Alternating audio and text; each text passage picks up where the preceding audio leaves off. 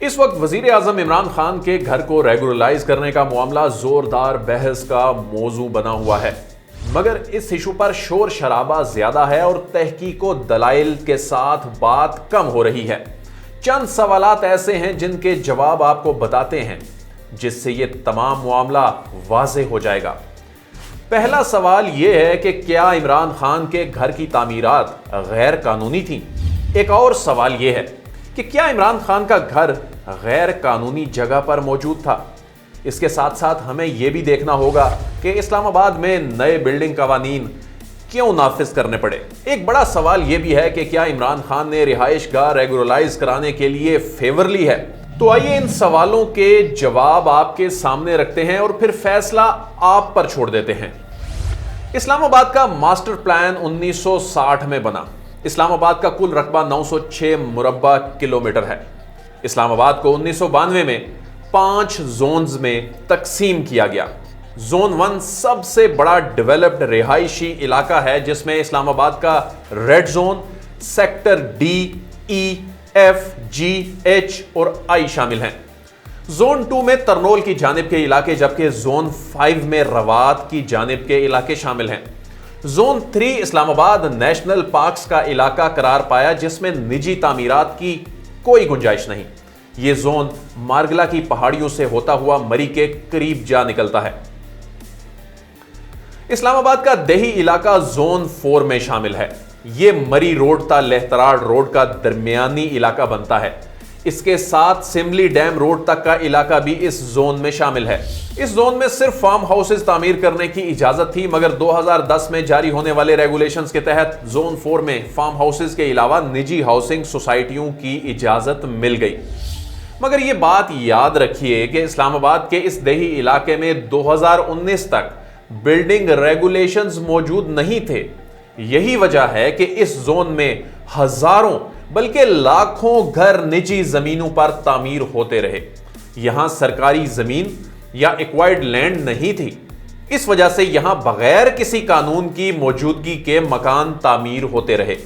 وزیر اعظم عمران خان کا گھر بھی اسی زون میں تعمیر ہوا۔ اسلام آباد کا زون 3 اور زون 4 ایک دوسرے سے متصل ہیں۔ بنی گالا کا علاقہ بھی انہی دونوں زونز میں آتا ہے۔ اب سوال یہ اٹھتا ہے کہ وزیر اعظم عمران خان کا گھر کس زون میں شامل ہے؟ سرکاری دستاویزات کے مطابق عمران خان کا گھر موزہ موہڑا نور میں ہے۔ یہ علاقہ بنی گالا کا وہ حصہ ہے جو زون 3 سے باہر ہے۔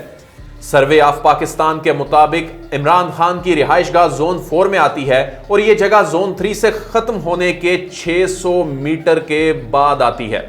زون 4 میں نجی مکانات بنانا غیر قانونی نہیں ہے۔ یہی وجہ ہے کہ عمران خان کی رہائش گاہ بھی غیر قانونی جگہ پر نہیں تھی۔ مسئلہ صرف یہ تھا کہ اس علاقے میں بلڈنگ کے قوانین ہی موجود نہ تھے۔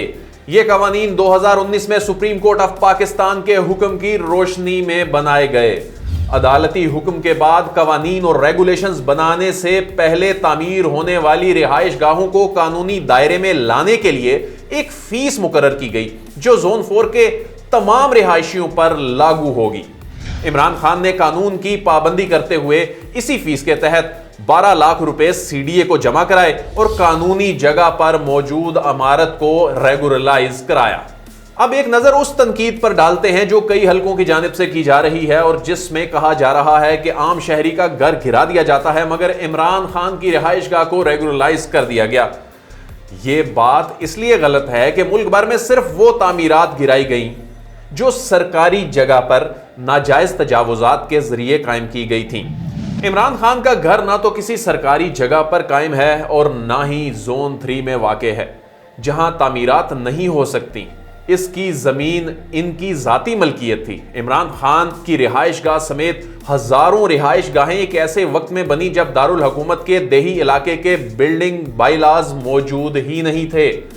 یہ وجہ ہے کہ ان تعمیرات کو غیر قانونی کہنا غلط ہے۔ اب بائی لاز بن چکے ہیں اور اس زون میں موجود عمارتوں کی ریگولرائزیشن کا عمل شروع ہو چکا ہے۔ یہاں ان ہزاروں رہائش گاہوں کی بات بھی کر لیتے ہیں جو زون 3 میں واقع بنی گالا میں بنائی گئی ہیں اور جہاں قانونی طور پر عمارتیں بنانے کی اجازت نہیں تھی۔ بنی گالہ کا کچھ حصہ زون 3 میں واقع ہے۔ اس کے علاوہ بھارا کہو کے اطراف میں موجود علاقے بھی زون 3 میں آتے ہیں۔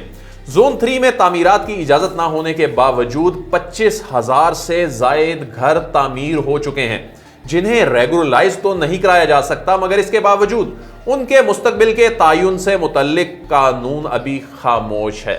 تاہم یاد رہے کہ عمران خان کا گھر زون 3 میں نہیں بلکہ زون 4 میں آتا ہے، اس لیے وہ غیر قانونی جگہ پر تعمیر نہیں ہوا اور نہ ہی تعمیر کے وقت کسی قانون کی خلاف ورزی کی گئی، کیونکہ اس وقت اس علاقے کے متعلق قوانین موجود ہی نہ تھے۔